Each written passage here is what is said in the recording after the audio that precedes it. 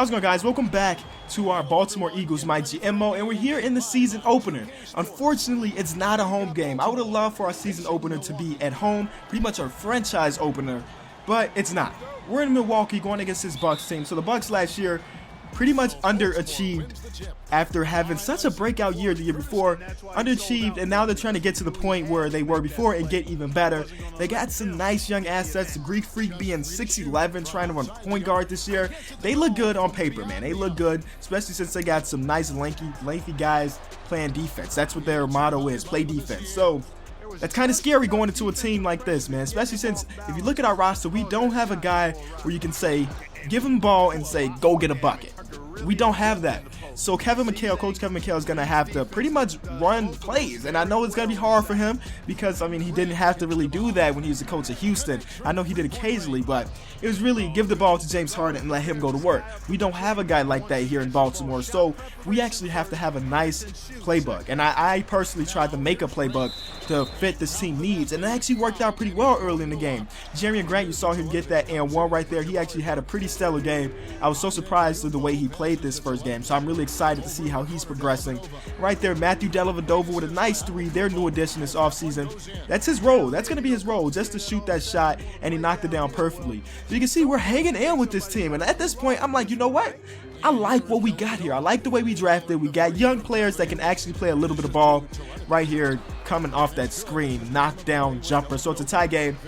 Pretty much from the first guy on the team to the 13th guy. I really enjoy playing with each one of these dudes. Nice overall skill set other than, you know, that three-point shot. We don't have any three-point shooters. We have Allen Crabbe, who can knock down a three.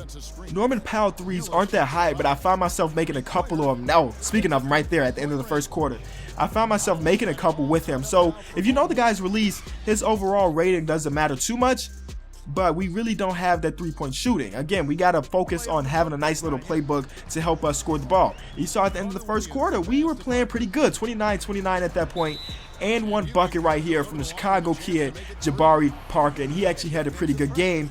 They were hoping that he can break out this year after pretty much sitting out his entire rookie year. Sophomore year came back and played solid, and now they need him to get a little bit better. So there's our best player, Allen Crabbe, getting the and one through the contact with Jabari Parker.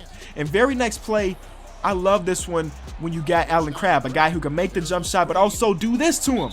Another and one, this time on John Henson, back-to-back for Allen Crabbe, starting off really nice in this first half. But things decided to turn around a little bit later in this game. Right here, Deontay Davis, a nice pickup for us. He played really solid for a rookie. You know, fall into the second round, I think first overall pick. We got him in our expansion draft, and he actually played pretty solid. Nobody was amazing. Nobody scored over, I think, like 15 points for our team. It was a pretty well-rounded game, but everybody contributed a little bit, enough where our team actually stayed into it for a lot of it. Allen Crabbe, the one guy that can spot up and knock down the three, we're going to need a lot from him this season. If we're expecting to do anything, which we really aren't, honestly. If you take a look at our roster, we don't have the pieces to do really good, but he's going to be our go-to guy. When we need a bucket, we need him to go out there and get it for us. At halftime, you see the record, we're down by 6. Jeremy Grant, 6.7 assists. He actually got into some pretty bad foul trouble in the first quarter. I actually had 3 fouls in the first quarter. I was being a bad coach. I should have pulled him after the second one, and then he got a third one off like a reaching. So he set out a lot of this first half. You see my boy Tyler Ulis is his backup, and being so small, he finished amongst the trees right there. So second half, things turned, I guess, for the worse. We kind of lost all of our defensive touch that we had, and then Milwaukee, who's not known for scoring many points, actually came out and scored a bunch on us. And we also turned the ball over a bunch too. I think we ended with 17 total turnovers on the night, most of which come in the second half because we didn't have Jeremy Grant out there a lot to facilitate. We had Tyler Ulis bringing it up. We also had the guy from Syracuse bring it up, who I still don't know how to pronounce his name. We just got destroyed in the second half. You can see it's already up to 11, but we fell back a little bit. You see, at 8 right now, we need a couple stops, and I'm thinking this game is not out of reach, especially since we have an entire fourth quarter to worry about, and there's an and one from Michael Carter Williams. This team is extremely tall, and we don't have really any rim protectors right now. Scalabicier actually had a pretty okay game, but I wouldn't consider him a rim protector. And look at this. Miles Plumlee working on the glass. Tip dunking his own miss. I was so surprised that he actually did that. So we're down by 11. at this point. But look at that. They didn't get back, and Jordan Mickey off the bench with a nice dunk right there. So we brought it back to 5 at this point, so it's not out of reach with a minute left in the third quarter. We need just a couple more stops. Do you think we get these stops?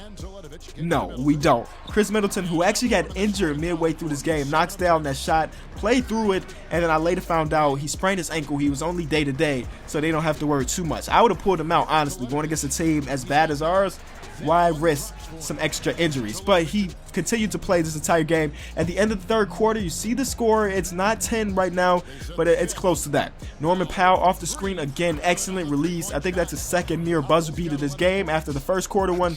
So it's not out of reach. And at this point, I'm like, you know what? If we clamp down in this fourth quarter, stop the turnovers, we can actually go out there and win our first game in franchise history. Now, that's unlikely, but we can do it. We can do it. If you guys didn't know, I do play on Hall of Fame, so it's a little bit tougher, especially with this new 2K. I'm not familiar with it just yet. I'm not a pro at, you know, the dribble stick and all the other aspects that this new 2K brings. So the fourth quarter, we go through this big, huge drought where we could not protect the ball, and we did protect it. We weren't getting quality shots, and that's just how it was for this entire fourth quarter. You saw where we were just down by in the third. That turned around completely once the fourth quarter came, and just easy buckets, giving them up at the rim from behind the arc from a team that can't really shoot. They just destroyed us here in the fourth quarter. So you guys can probably guess the franchise opener was not a success if you're looking at it from W's and L's, but it was a success for me to know what do we have, what we're working with. So in further videos, I'll be mastering our playbook to try to get it better, to pretty much get to the point where we can score on many possessions rather than going through this huge drought in the fourth quarter. We were stuck at 85 points or around there for such a long time. They just pretty much mopped the floor with us when it came to this fourth quarter. We got our bench guys in, like George Niang is in the game, and at this point it's pretty much over. A minute left, down by so many points. But you know what, our guys did not give up. We're still trying to score the ball, and we're gonna turn it over there. But it is what it is. Season opener, franchise opener. I wasn't expecting more than what we did, so I was kind of proud of how we performed. And there's an N1 kind of sealing the deal. The Greek Freak going crazy on us this game. So when it comes to player of the game, Michael Carter-Williams actually took advantage of Tyler Ulis, who's our backup. Again, as I mentioned, Jarian Grant in foul trouble, so Tyler Ulis did play a lot of minutes at point guard. 6'7" for Michael Carter-Williams, and what is it, 5'9" for Tyler Ulis. So you could probably guess he took advantage of that size mismatch. So if you did enjoy the video, be sure to leave it a like. These take a minute to create, so if you guys love it, I'm going to continue to bring as many as I can, and the only way for me to know if you love it is to smash that like button. In a second, you'll see the player of the game being Michael Carter-Williams, and it also did show you the stats from this game, so you can take a look at where we lost. Of course, like I mentioned, we lost in turnovers. Man, we turned the ball over a lot this game. But again, be sure to leave it a like. It has been the king of the fourth quarter. Thank you so much for watching.